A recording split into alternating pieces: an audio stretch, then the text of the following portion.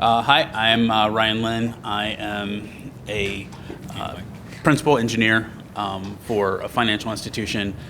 My background is as a corporate hacker, but also sysadmin, programming, a number of other things through the years. And so I've been in the security industry for about 25 years now. So can you guys hear me back there? Okay, we'll do this then. How's that? Keep going. Okay, how's that? So I've been in the industry for like 25 years now, and when I say that, it sounds really old. Yeah, and I'm going to pass it over to co-presenter Brian. Thanks for joining. My name is Ryan Prange. Grew up in Michigan, I live in Texas now. I've been in InfoSec for about 9 years now, the last 7 of which have been in red teaming. Started with the Department of Defense back in 2014, worked for a large financial institution on their internal red team, hired by Ryan, and then moved to another financial institution, following Ryan, to do internal red teaming. I got my start doing computer engineering at Michigan State, and then I got a master's degree in cybersecurity technology, and yeah, looking forward to the chat. Ron? Yes, my name is Robert Martin. I'm the sponsorship director for the Raleigh ISSA chapter. I've been with the chapter 15 years. I stand on the shoulders of giants. Right now I work at Truist as an information security officer and a senior security engineer. I have a government background as well, working in the vulnerability management space. Absolutely love this. So I think we'll start out. I wanted to throw a seed question at you just to kind of get things going. So the big thing for me is, let's start at a high level. Let's start talking about trends. So what are you seeing? What do you see out there that are the biggest concerns for you? So. I can start and then pass it to Brian. One of the things that I think is really interesting is people tend to take whatever the easiest attack path is to get to things. And so the trends follow what is easy right now. Social engineering is always going to be easy. As technologies develop and change, it kind of changes what's easy a little bit. 20 years ago, it used to be, oh, well, let's find an exploit for that. And now it's like, well, maybe we can just ask for it and they'll give it to us. And then we have what we need. And so I think with a lot of the technologies moving to the cloud and a lot of things becoming, stale, like a lot of the things in IAM haven't changed drastically. And that kind of thing. It makes it easier for some of those things to be abused as the easiest path. So tomorrow there may be a cool 0 day, but that's what I'm seeing right now. So we want to pass it over to you. Let's think about this. Social engineering is still there. I want you to really think about what social engineering. The YouTube video. Your fire ran out, Rob. You lost your fire. I got my fire back. I got my mojo back. Don't worry about YouTube's fault. So here's my thing. So what's important here is we got to think about social engineering. People are outsourcing. There's a lot of outsourcing. There's a lot of education. That's a weak spot. Somebody calls up and says, hey, I work for this company XYZ, and they call into a help desk, and not faulting these people. It's a training issue, right? They call up and go, hey, I forgot my username and password. Send it over here. And they go, sure. And then what happens out of that? So Brian, what's your thoughts? Yeah, I totally agree with social engineering, path of least resistance. I'm sure most of you have heard of the Scattered Spider MGM breach. Took 10 minutes by calling the help desk, asking for the credentials for an IT administrator, and then ransomware the organization. So yeah, social engineering, finding those shortest paths that get you the credentials to get you that access. And with their move in embracing remote work, there's a lot more attack surface on the public side to gain access to network. So once you're in, it's a little squishy for the most part. So we like sexy, right? We're here to let's find out some really cool things. So I'd like to hear some really sexy, fun things. What are you seeing out there? What are some of the weird things you're seeing? Let's back up a few years and maybe move forward a little bit. Let's do a little history there and see what's some weird stuff that you're seeing from the hacking world. I feel like you see weirder things. I know there's lots of weird things. Come Talk to executives. So, as part of my role, I deal with both the red team side as well as I see a lot of incident response kind of pieces. And, I think one of the things that is interesting is, right now the time period between 0 day and exploit is a little bit longer than it has been in the past. POCs used to come out like the next day whenever there was a 0 day. and now it's taking days, weeks, and you may not even exactly see something. But with, I guess, kind of like all of the weird fire drills that go on in response to those. Oh, we have an emergency patch here. We have an emergency patch here. We have an emergency patch here.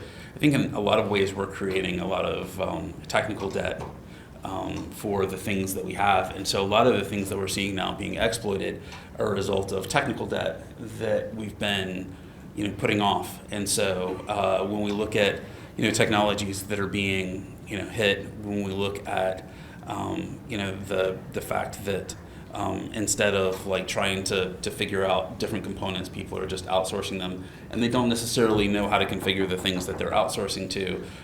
In the cloud, some people are good at it and some people aren't. It creates a lot of additional interesting kind of attack paths. Another thing is, I guess when I started in red teaming, standing up infrastructure was you purchase a domain, you try to season it, stand up a redirector, and you're just trying to blend in with the noise. With the move to cloud and all the different offerings, it's a lot easier to have legitimate C2, or C2 through legitimate services and blend it in that way. So I think it's kind of like 2 steps forward with offering all these new solutions where you can better manage and secure your infrastructure, but 1 step back in the sense that now attackers have another tool in their belt to leverage. So the other thing is, with this, we hope that you guys will ask us some questions too. Rob's kind of tossed a couple things out there. So, obviously with our experience, we spend a lot of time looking at how to break things, what breaks, how it breaks, and then what to do about it. So from that kind of vantage point, are there questions that you guys have or things that you guys want to talk about? And also, if you think we're stupid wrong on something, let's have a discussion. The things that we see aren't necessarily the same things that other people see, and so it's kind of interesting to get lots of voices and views. Hey guys. So the last time that I saw you present, Ryan, you were talking about living off the land, so using macros in Excel to kind of get through to stuff. What does that look like now? Because that was probably 4 or 5 years ago, so how has that changed? So it hasn't drastically for a lot of things. Microsoft Defender integration is getting tighter and tighter with things, but for certain types of code execution, if it isn't overtly spawning another executable and doing things, those aren't necessarily easy to track. And one of the other problems that we have is, right now we have lots of security tools and people get them in but don't necessarily have the people to tune them for their environment, lots of other things. So sorting out living off the land from just noise in the environment is sometimes tough, especially when the activity isn't overtly malicious. So, for example, if you have a Word document that tries to dump LSAS, most security tools are going to go, that's pretty weird. But if you have a macro that looks at shares and then downloads data to the internet, macros do weird things. Word opens files, that sort of thing is much harder to see. Because a lot of the tools we have are good at picking out just overtly malicious things, but as you get more nuanced with what people are after, it becomes a little bit more difficult. Living off the land is still very alive and well. It's just kind of changed a bit. So there are the one-liners like squibbly do, which is like red 032, and all those very specific command line arguments that are easy to signature. I'm still a huge fan of PowerShell.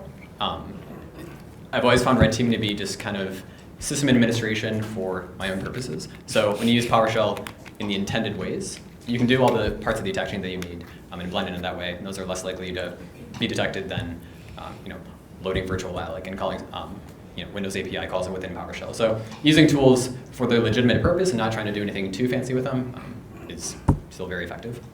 Yeah, I'd like to just ask, let's pull the audience. How many of you have security tools that you probably know less than 20% about it? And stop lying. Okay, good. Now hands went up when I say stop lying. That's the issue that we're talking about. We buy a lot of stuff, right? We buy a lot of things. They get the training, they buy the package. We're about 20% deep in this, and this is where we get stuck. then what we can't see, we don't have the visibility, we don't have the training. These are things that they call it tech debt. I call it a different word, but I'm not going to say that while I got a mic in my hand. But when we have this tech debt, all it is attack surface. So when I started looking at this, and what you're saying is we're creating an attack surface. We're just saying, hey, whether you're crunchy on the outside but chewy on the inside, we're creating an attack surface. So when we're thinking about these, really put this into perspective, because we need to let the business leaders know, hey, this tech debt, don't call it tech debt, it's attack surface. All right? With AI obviously being so big, I'm curious how it has been affecting your day-to-day. Are you using it? How are you using it? What all are you doing with it? So I think the AI thing is definitely something that is going to continue to evolve, because I think that what we have right now and how it's going to be applied today is probably not the same way it's going to be applied in kind of the next generation of things. And so if we're not careful in how we think about it, we're not going to go probably robots taking over the planet, but there's lots of opportunities for things to go wrong, for us to lose data, for us to have incidents. And,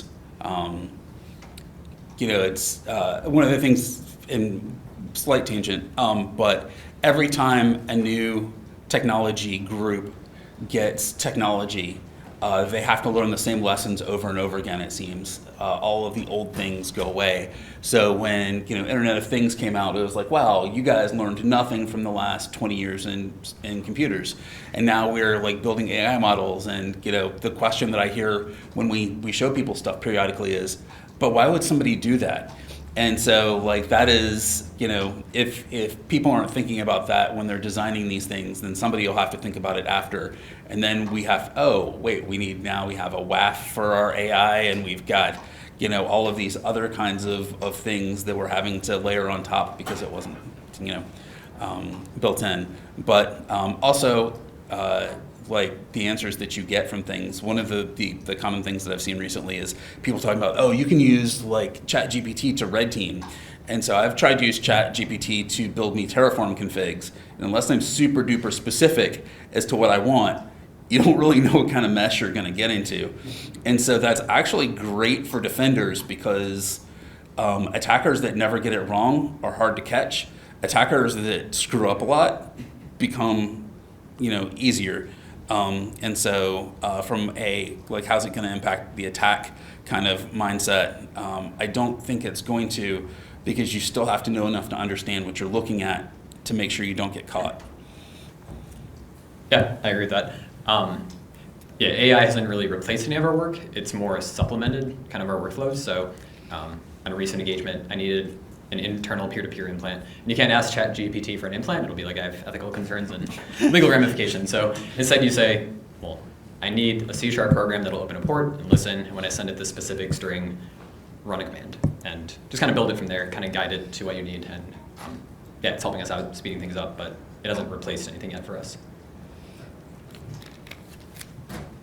Hey guys, how's it going? Good. Question, if you had to start over and build your programs from scratch, just say that your organization didn't have a red team or a offensive operation at all, what's some advice you would give people who are doing that, building things from scratch?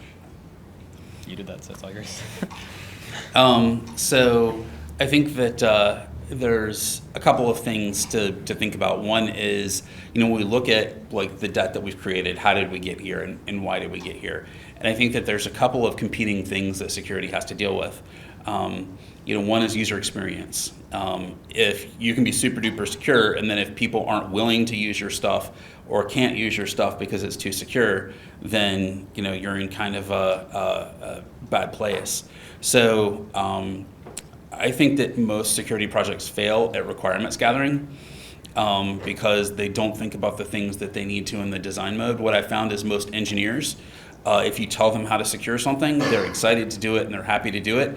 But if they don't know that something's a thing, how would they know to do that? And so including security at these requirements stages can help make sure that you don't end up with a mess at the end. So that would be one of the things I would say, is start with requirements gathering before you ever build a map or think about we're going to use GRE tunnels for this thing, or whatever, because let the use cases pick the technology.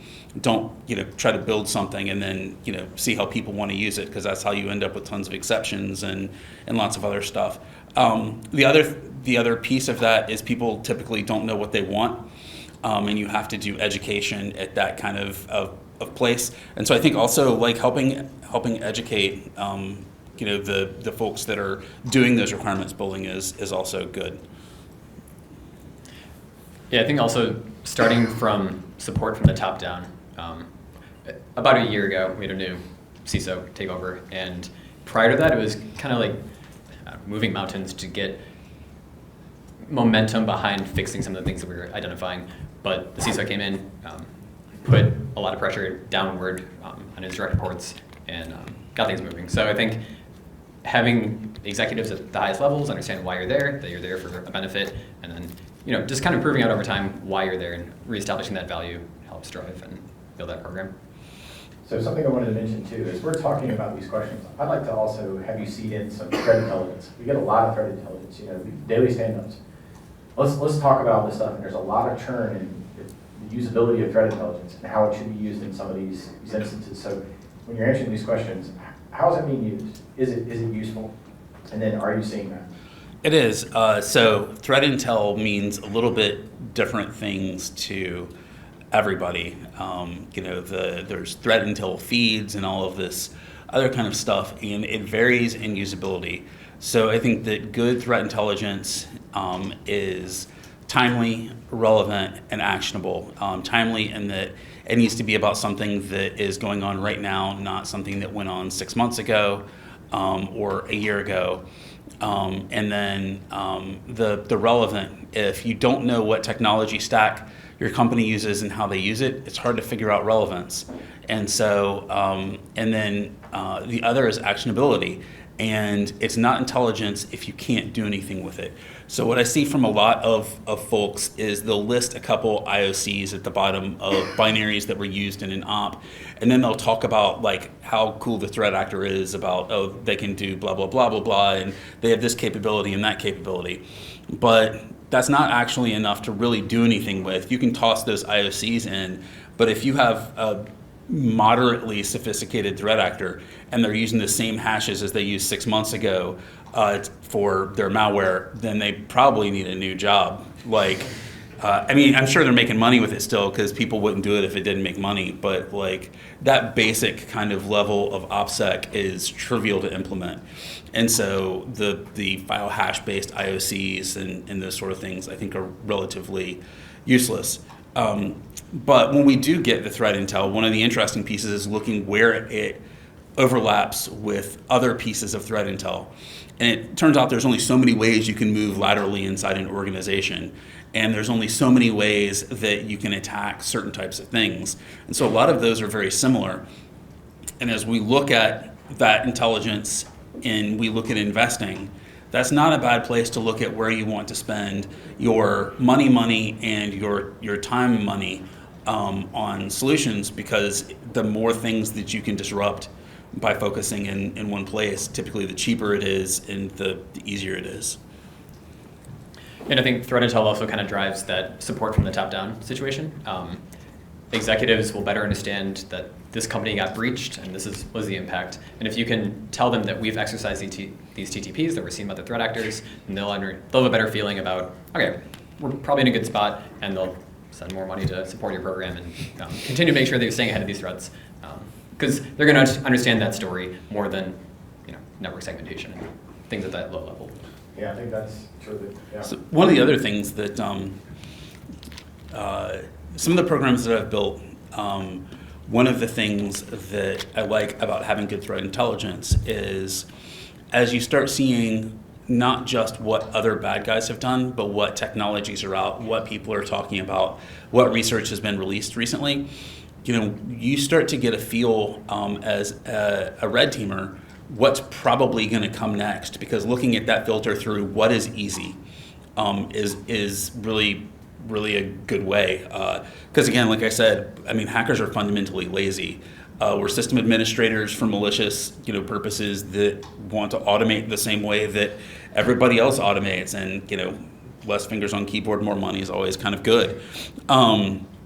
So like we are always looking to see what we think is next based off ease, based off our intelligence. And one of the things that the programs that I've been part of have been lucky enough to achieve is, you can beat some of these big breaches by weeks, months, by looking at this and getting ahead of it from that standpoint, looking at those TTPs and using that threat intelligence to kind of do two things. I like to use red teams both to exercise the TTPs and see how they would play out in an environment, but also like you can use it for detection engineering. After the red team does it, if you're not looking at your artifacts and then putting that in as your relevant IOCs or IOAs that you're going to look for, you're really kind of missing out. And by doing that with good threat intel, you can kind of get ahead of the attackers. And if you ever do get hit by something like that, your incident response teams had a chance to look at those types of artifacts before to see what you can do with it and that sort of stuff. You never want somebody looking through your logs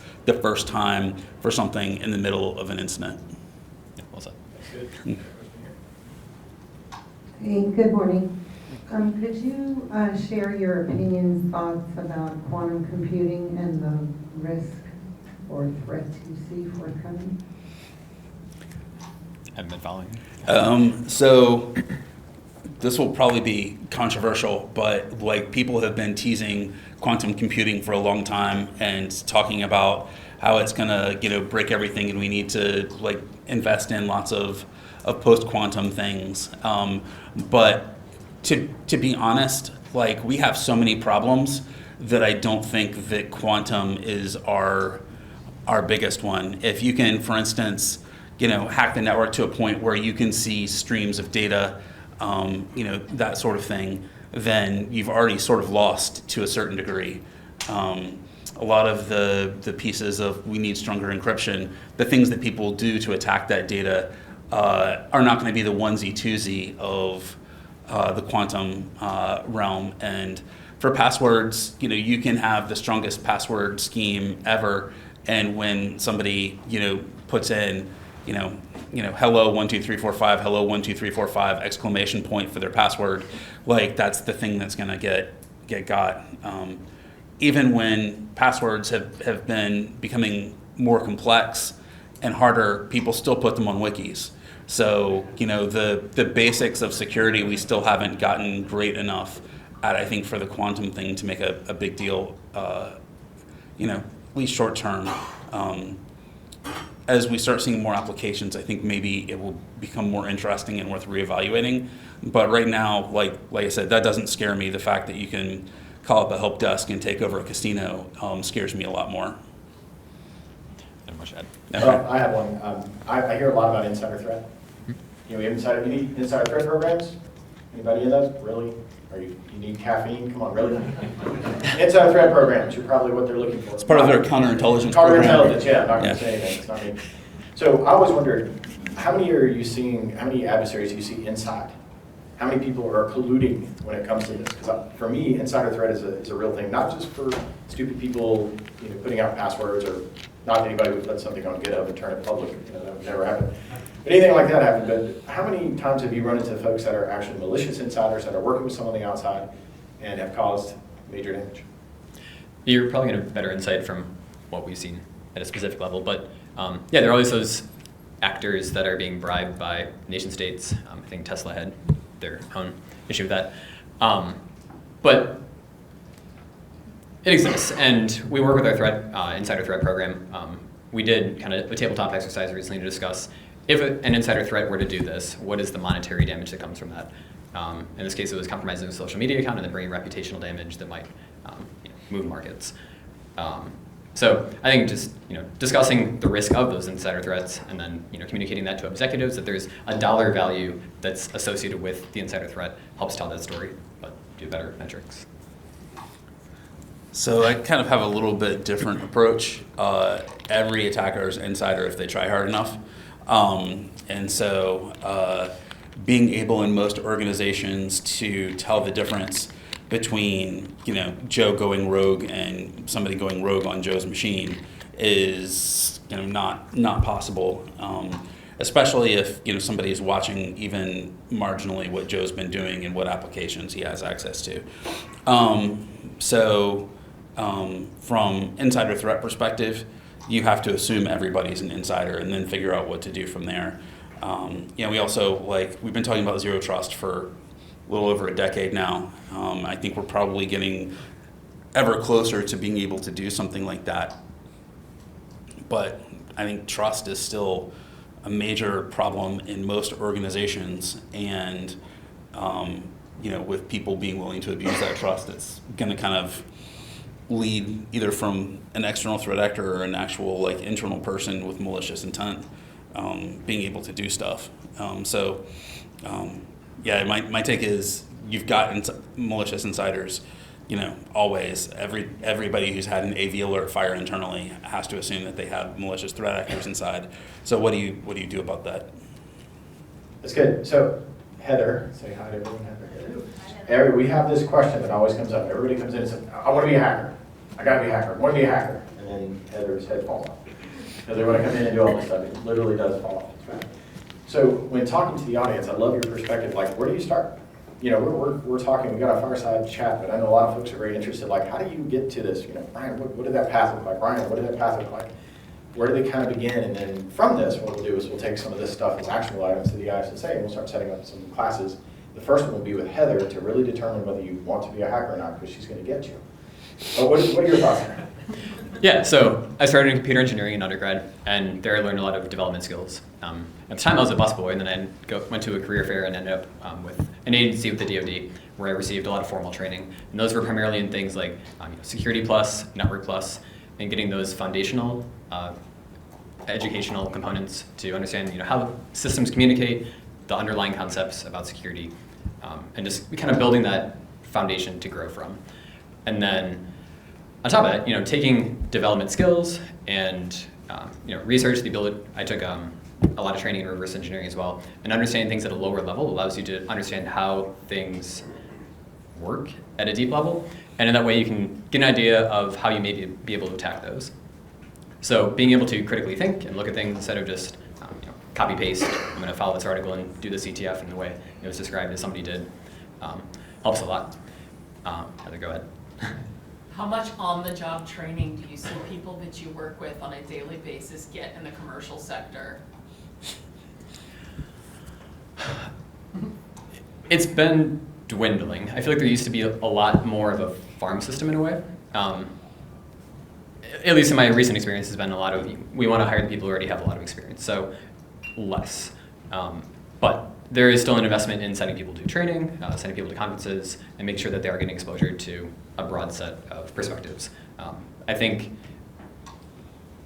being provided that education and on-the-job training is maybe a little less than I used to see, but there are so many more publicly available resources on Twitter, which is now X, and your ability to find that if you're interested. Go ahead. Just a quick extension of that question.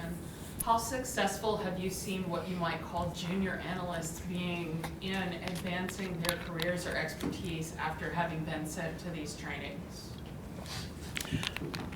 It's varied. I've seen some not quite do well, and then others have thrived. So I think it depends on that person's interest, whether they're keeping an open mind and interpreting things with a broad lens, but also having a mentor or some kind of structure where they can then follow up with questions and continue to get that guidance to better process what they were taught. Yeah, so I want to raise your hands. How many people have received training in the past year that the company has paid for? Kick your hand up. Not, yeah, you're very fortunate. Well, I will tell you, this is the point we're making here is as we're putting on these conferences, as we have a cyber range, as we have a CTF that's provided, those are the resources that are not readily available. Most of the time, they're trying to pay the bills. They're not sending us out for training. I got a SANS course in my career, a SANS course, but it's also $9,000 for the SANS course. I know, right? Are you kidding me? And it's $1,200 for us. So you see these costs going up. So we're trying to figure out, they want these people, instead of taking the person that's already integrated into the company, that's part of the culture, they're not training. I think that's the point. I hope that's the point Heather's making. Yeah, to one other kind of aspect, one of the challenges that we see a lot is people are like, tell me what classes I need to take. And if you take that mentality, you have already lost. one of the things that is kind of interesting about red teaming is we have to be such broad subject matter experts that we're actually just better at Google than most people. And so knowing what question to ask Google is really important to get to the answer you want. Otherwise, you're just pasting things off of Stack Exchange and then wondering why it didn't work. And so a lot of the things that we do before we ever run an op or before anything else is research. And a lot of people aren't willing to do research on their own. If there's not a class, they're not going to do it. And then kind of when you're getting started, I think I mentioned it before, we're basically malicious sysadmins. So if you're not spending the time to become basically familiar enough with systems administration, you're going to fail at the technical side of security. And then from the policy and engineering side of security, security is in nuance. And unless you understand some of these things deeper, you miss the nuance and attackers get the nuance. And that nuance is where a lot of technology problems happen. And so you have to assume that whatever somebody gives you, you're going to have to double or triple that in the amount of effort that you have to spend on your own. And it's not going to be like fun, I'm going to go do a lab on the internet and figure it out. It's like, how does Windows work? And so a lot of those kind of things about security require, deeper understanding and being willing to put forth that effort. So people who just want to take classes and have that class teach them everything will almost always fail, I think. Excellent. Hi, quick question for you. When you guys are prioritizing findings that you identify, and you may have social engineering or phishing, kind of the easier side of the house versus something that's very complex exploit, at what point do you raise your hand and say, okay, this is never going to happen versus this always happens? And like, what's the sweet spot right in the middle for we do need to prioritize and remediate this item versus not going too far to the left or to the right? So one of the things that that I do when I'm talking with leadership is look at the attack chains and not look at any vulnerability independently. So red teams and pen tests can't actually talk about risk. Most organizations can't really talk about risk too because there's money involved, there's likelihood involved. Figuring out how likelihood something is to happen is sort of a guess. We can guess. But most of the time, for those really complex kind of nuanced things that you're talking about versus the easy stuff, you will have to do something with the easy problem to get to the hard problem. There's social engineering, there's information out there about your technology stack people have used or things like that. But we try to prioritize by the overall difference it makes to the program and not by likelihood and ease, because some things will be quick fixes, but the things that are bigger for the organization are the things that you kind of need to be investing in, because if you only go after what's easy, that's how that tech debt starts to accrue. And so if something is a quick fix and it makes a big security dent, then definitely we want to deal with that. If it's something that is quick, that doesn't really move the bar, but takes like 2 or 3 days of somebody's time that they could be using for something better, okay, let's figure out a mitigation for it. We also look a lot at what mitigations exist for these problems. So we don't, just because a finding may be a high, because we were able to do something really bad with it. If there's mitigations that we can drop in there before and after, even if we don't fix the problem, to limit the impact or increase detection or something like that, then we look at kind of that too. But yeah, I think the big things are if you don't take care of the big stuff, the little stuff will end up mattering less and less. So if that vulnerability, for instance, that you mentioned that was super complex, is the thing that ends your organization, you still probably want to put some investment there because it probably won't happen.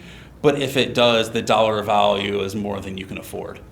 And so, those are all things that we do kind of look at as balancing that, dollars generally, like the time and resources spent versus what impact it has. And I want my red teams to always be pushing the bar. They should never be, just pointing out zits. They should be looking at how the organization needs to change to get more secure. Pen tests can help individual applications or things like that, but I want to know what systemic problems I have that I need to deal with that will get me the biggest changes. Yeah, so we break up our findings across tactical findings, which are kind of quick fix, very specific things, and strategic review items. So when you think of something like network segmentation, that's a big beast to tackle if you have a flat network, but starting with locking down, you can't RDP from any arbitrary workstation within the network to a domain controller. Or we found a password no share. We found a password no share. It just continues across operations, raising that to a strategic review item for them to address over time and continue to lock down shares and enforce better data protection policies. It just makes it more manageable, but progress is better than nothing. So if you can view this hard issue as something that you can tackle in pieces, that makes it a lot easier. Better is always better. So we have a little bit of time. Let's talk about where we're going in the future. I wanted to see a couple of questions. The first one is, where are you seeing the attacks coming from? Are there particular regions in the world that we're seeing them coming from? The other is, what does the future look like? What are some things that keep you up at night? What are the things that you're proactively going after and thinking, I need to train on this. Daniel, I've got to get some training on this. What does that look like for you? Go ahead. My problem. So from where attacks coming from, attackers have figured out how to use the cloud. And they figured out how to use other people's clouds, which is also handy. So like looking at geolocation and everything like that, that time is mostly dead, I think. Looking at what I would recommend that people look at is they look at their attack surface and then make the decisions where they need to be looking based off of that. One of the things that I think a lot of organizations don't really know what their attack surface is. That's one of the places where I think the red teams help a lot. But also having good vulnerability testing, from the perimeter, so you have that inventory of what assets you have exposed to the internet, that sort of thing. And then also internally knowing what your attack surface looks like, knowing that you're squishing in different areas, can I think help with some of those kind of things. But I think just, wow. Do you have any other stuff? Sure. I know it was a big question.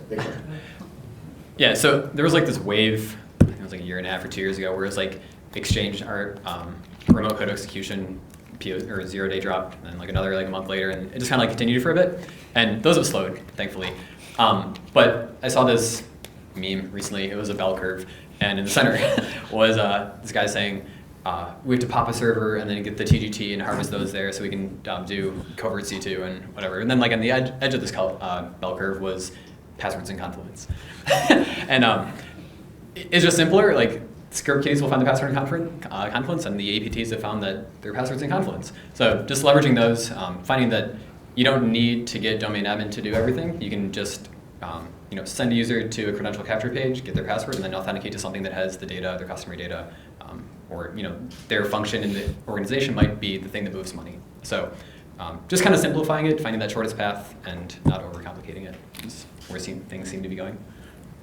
Another kind of interesting one is looking at companies that are okay with, tech evolution and those that are a little slower. So some companies that are we're going to YubiKey everything, everything's going to be MFA.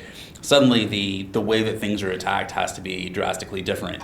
But I think most organizations are we want people to have to log in as few a time as possible. So we're going to single sign on everything, and either here's a portal, sign in once and you're into everything, or we're going to just use your credentials from your computer to get you into whatever you need. And that makes it pretty easy from an attacker standpoint, because you just get one computer and then you've got access to everything they have. You never need to know a password. So looking at just how all of this stuff kind of unfolds in your environment will help you figure out where you need to be looking for some of this stuff, because it's going to manifest itself differently depending on how you're doing tech and how comfortable you are with progress generally. That's good. So I have another question. Sorry, I'm enjoying this. You got to jump in too. So one of the questions I have is we're talking about third-party applications. We love those, right? Not really. All right, we got third-party applications. What I'm seeing, say hypothetically, is you have an application, hypothetically, that someone could be a regular user and can create a super user, that they're not implementing them properly. My question specifically is how much of an attack surface are we creating? Are we creating daily that you're seeing? Is it lack of education?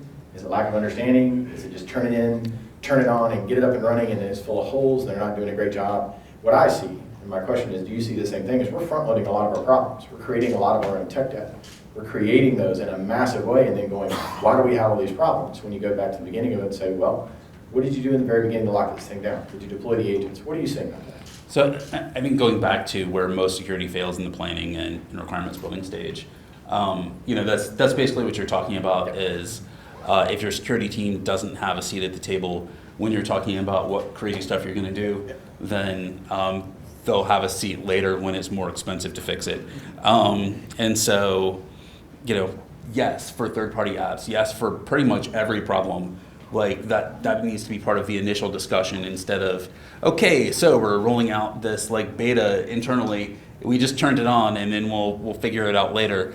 Nothing that you roll out in beta to just figure it out later ever gets touched again. So that bad decision is going to live with you for the rest of your life. Or until you switch products again and do the same thing in a different product.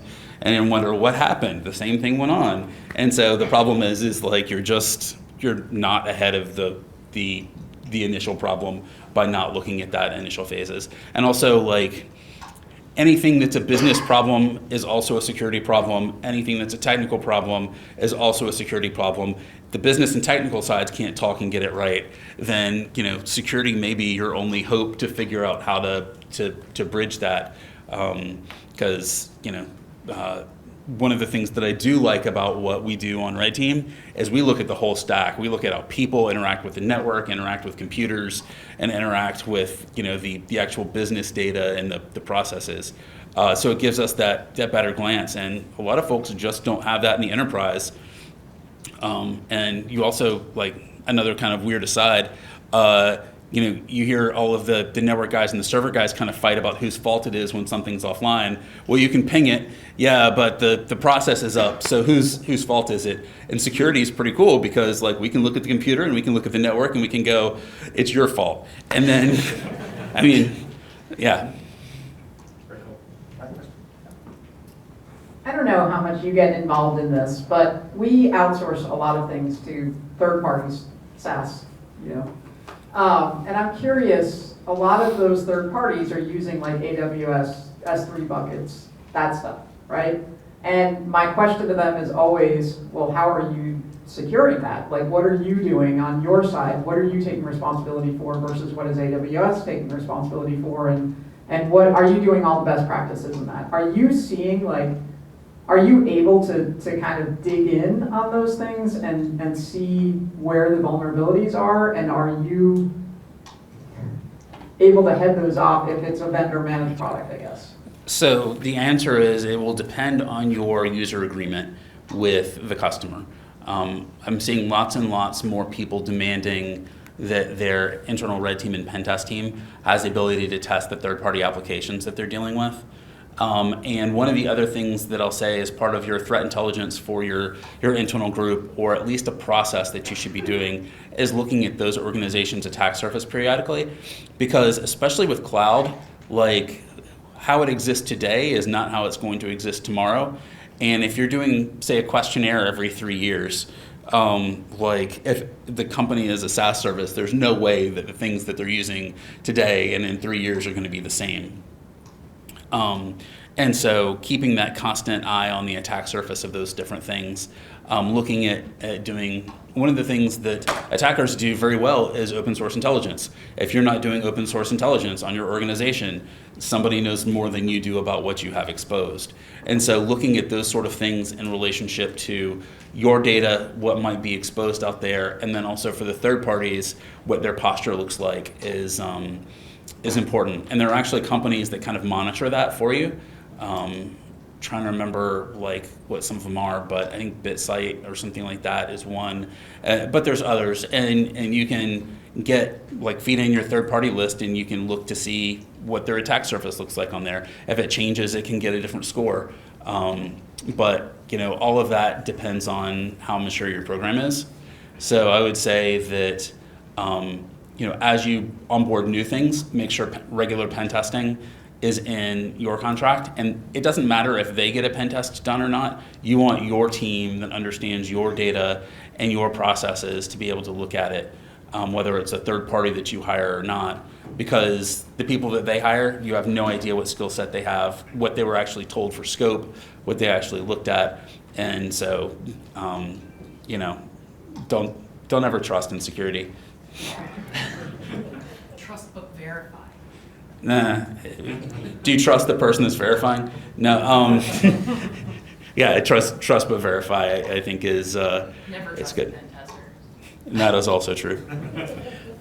Yeah, it's definitely a shared responsibility. There are a lot of services that expose, like the way they do authentication will expose your company to users or attackers being able to do password guessing against the perimeter. And sometimes we're just told, well, you need to have your users have better passwords instead of fixing their own side of things. So, it's a trade-off, but it's a matter of working with a vendor to better understand your needs and communicate that. So ideally, they can drive that and make it better.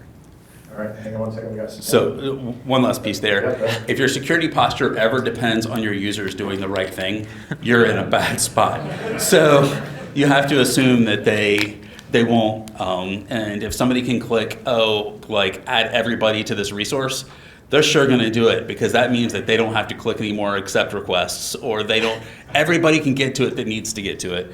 And that's how bad stuff happens. So yeah. Certainly, we have one more question and we'll be done. I just had a question about AI. How much do you see it as it being a threat? I've seen where they told the AI to write a code to exploit something, and I've seen another one applications where they the AI copies somebody's voice, like 3 seconds of voice, and they're able to replicate the voice of the individual. Like, how much do you see that being a threat going forward? So I'll talk about two things and then give it to Brian. The first one is when we look at tech debt, AI is a big threat to that, because when we look at things that it can help us automate, a lot of the things that haven't changed in 25, 30 years are things that AI can really help automate. For instance, if you're still using somebody's date of birth for any kind of authenticator, or you're using any other kind of what was your hometown growing up, those kind of things, AI's got you. Most of the time for AI generated code, when we look at that stuff, it may do that one thing really well, but attackers need attack chains in most cases, and again, if they don't need attack chains in your organization, you're probably in a lot of trouble. But being able to understand from a security aspect that somebody could do the absolute best in blah, but they still have to get from one point to another, and if they don't know what they're doing, ChatGPT is only going to help them so much. Makes it easier to deal with that sort of stuff. If AI for that stuff gets a lot smarter, I think that will be sort of a challenge. But ultimately, most of the ways that we catch people are people doing stupid stuff, not running bad code. Because if the code was the thing, they're probably not sophisticated enough to be able to customize it to not get caught. All right, one more minute, please.